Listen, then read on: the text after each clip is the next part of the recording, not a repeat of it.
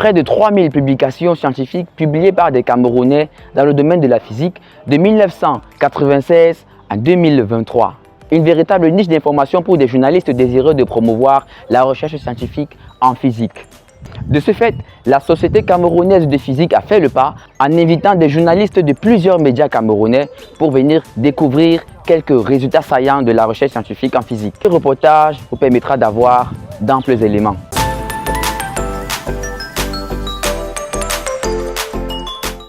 Avant d'entrer dans le vif du sujet, il serait judicieux de mettre en exergue quelques faits saillants qui ont eu un impact réel sur l'évolution des travaux de recherche en physique au Cameroun. Citons notamment la phase transitionnelle réalisée qui s'est opérée vers la fin des années 1980 et début 1990 par les professeurs Kofane et Kwato, protégés et encouragés par les anciens à l'instar des professeurs Ndongan et Bokosa de regretter mémoire. Chacun des deux a cru à la possibilité de mettre en place au Cameroun des équipes de recherche capables de faire des productions scientifiques mondialement reconnues et de former des docteurs qui ont été d'une grande importance pour le développement de la physique au Cameroun. Dans l'optique de fournir une base de données des résultats scientifiques aux journalistes et journalistes scientifiques des médias camerounais, la Société camerounaise de physique a organisé une rencontre entre ces derniers et des experts de divers domaines de la physique au Cameroun, ce 22 août 2024, au Centre pour la coopération scientifique entre l'Afrique et l'Allemagne, à Yaoundé. Créée en 2007 à l'initiative de groupes de physiciens camerounais, la Société camerounaise de physique œuvre au développement et à la promotion de la physique et du physicien camerounais. Elle compte près de 150 membres au Cameroun et à l'étranger.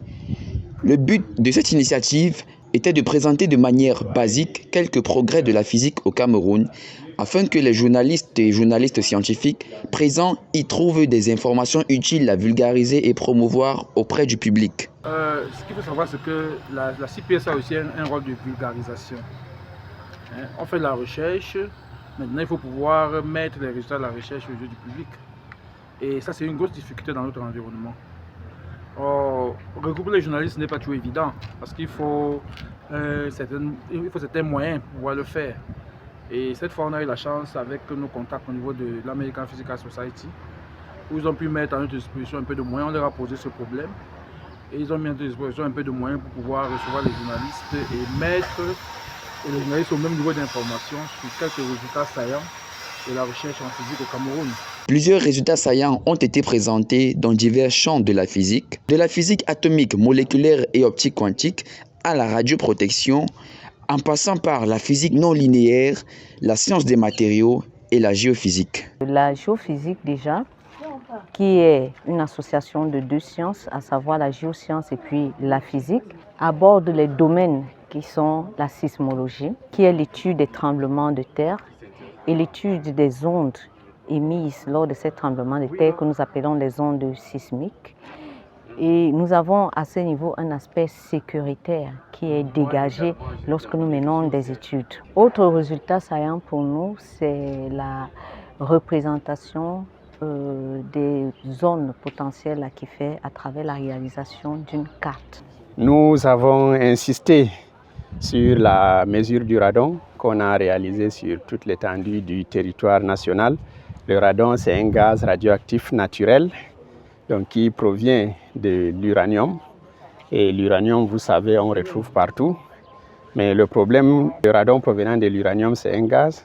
Et donc, quand ce gaz-là émane du sol, il n'y a pas de problème. Le radon se dilue dans l'air. Mais dans des espaces confinés, les habitations, les lieux de travail, ce gaz-là peut se concentrer, le radon. Donc, il est important de mesurer pour savoir la quantité du radon qu'il y a dans ces habitations-là.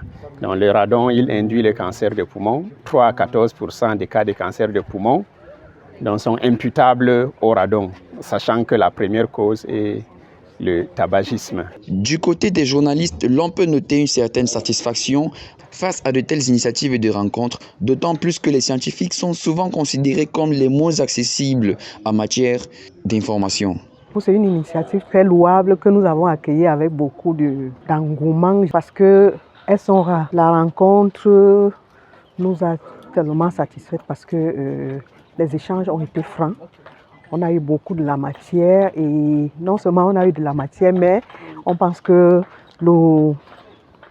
le contact qui a été noué va se maintenir et étant donné que nous, journalistes scientifiques, rencontrons souvent des difficultés à avoir des experts qui acceptent de parler, là nous avons déjà, pour ce qui est de la physique au Cameroun, on a la crème des experts en physique. Depuis des années, nous sommes journalistes scientifiques depuis des années et nous avons une initiative qu'on appelle Café Science.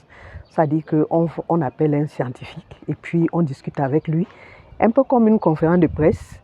Et chaque journaliste va dans son média, il écrit, il fait son histoire, il fait son reportage, ainsi de suite, sur la thématique sur laquelle on a discuté. On peut dire que nous ne sommes pas encore proches d'un foisonnement de la promotion des résultats de la recherche dans les médias camerounais, mais de tels petits pas peuvent s'avérer cruciaux.